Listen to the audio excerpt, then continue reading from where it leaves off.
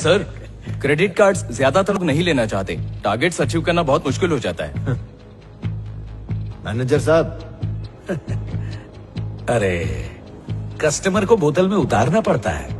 चूहा खुद चल के पिंजरे में नहीं आता, उसमें चारा रखना पड़ता है। समझा नहीं? क्या तेरा सगा भाई भी तुझे बिना ब्याज के पैसे उधार देगा? नहीं देगा, पर बैंक देगा। क्रेडिट कार्ड ले लीजिए सर, जरूरत हो तब यूज करना, वरना आपके बटुए में पड़ा रहेगा।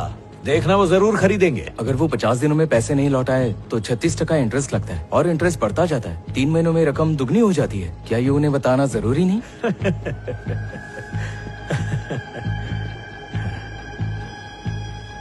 पता है तुम्हें टाई क्यों पहनाते हैं? ताकि इम्प्रेशन पड़े। नहीं, ताकि सच बोलने वाले का गला घोंट सके। झूठ बोलना है सर? हम झूठ बोलने के लिए कहाँ कह रहे हैं, बस सच नहीं बोलना, समझे ना? ये गलत है। सैलरी नहीं मिलेगी तो सब सही लगेगा। देखो, अगर तुम्हें कुछ हो गया तो तुम्हारी फैमिली का क्या होगा? बस इसीलिए तो हम इंश्योरेंस बेचते हैं। जब तक लोगों को मदद के लिए तीसरे की जरूरत होगी, तब तक इंश्योरेंस बिकता रहेगा। लोगों की जरूरत और ख्वाहिशें कभी पूरी नहीं होती और हम वो ख्वाहिशें लोन और क्रेडिट कार्ड के जरिए पूरी करते रहेंगे। All the best.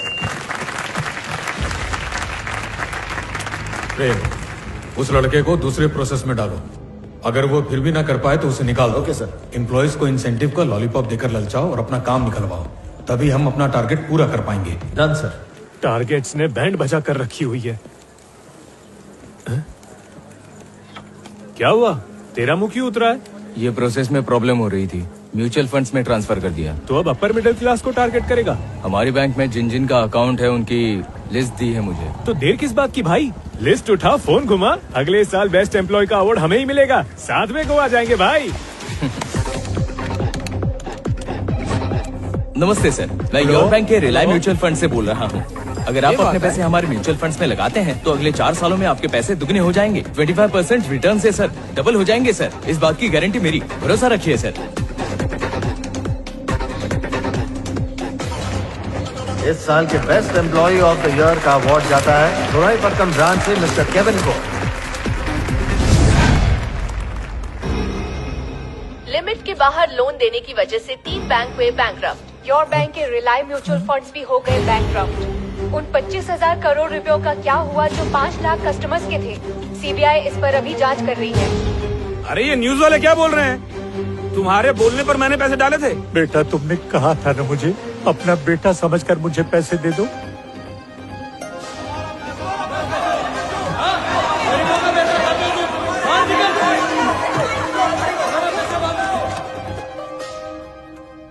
इग्नोर कर, फोन स्विच ऑफ कर और अपना काम करता रहे। सर, ये कोई छोटी बात नहीं है सर। हमारी बैंक लोगों को म्यूचुअल फंड्स में इन्वेस्ट करने की सलाह देती है। म्यूचुअल फंड्स वाली कंपनी ने शेयर मार्केट में पैसे लगाया और लॉस हो गया तो हम क्या करें? तुम जाकर काम करो, तुम्हारी समझ के बाहर ही है। तो मुझे ठीक से समझाइए ना, वरना पुलिस के पास जाऊंगा। सारे फॉर्म्स पर तुमने सिग्नेचर्स लिए हैं, उन पर लिखा है कंपनी को घाटा हुआ तो पैसे डूब भी सकते हैं। ये कस्टमर्स को बताया था? तो फिर सबसे पहले जेल तुम जाओगे। 25,000 करोड़ का लॉस, 5 लाख कस्टमर्स के पैसे। अगर ये बात पब्लिक को समझाने में उलझ गए ना तो पूरी जिंदगी निकल जाएगी। पैसा क्या है? डॉलर को वर्ल्ड रिजर्व करेंसी क्यों मानते हैं? हमें कहाँ इन्वेस्ट करना चाहिए, कहाँ इन्वेस्ट नहीं करना चाहिए, किन चीजों के लिए लोन लेना चाहिए, किन चीजों के लिए लोन नहीं लेना चाहिए, ये सब कस्टमर्स को पता होना चाहिए। अगर नहीं पता तो हम क्या करें? वक्त सब ठीक कर देता है, ज्यादा सोचो मत। तुम्हारे बोलने पर मैंने पैसे डाले थे। बेटा, तुमने कहा था ना मुझे अपना बेटा समझकर मुझे पैसे दे दो।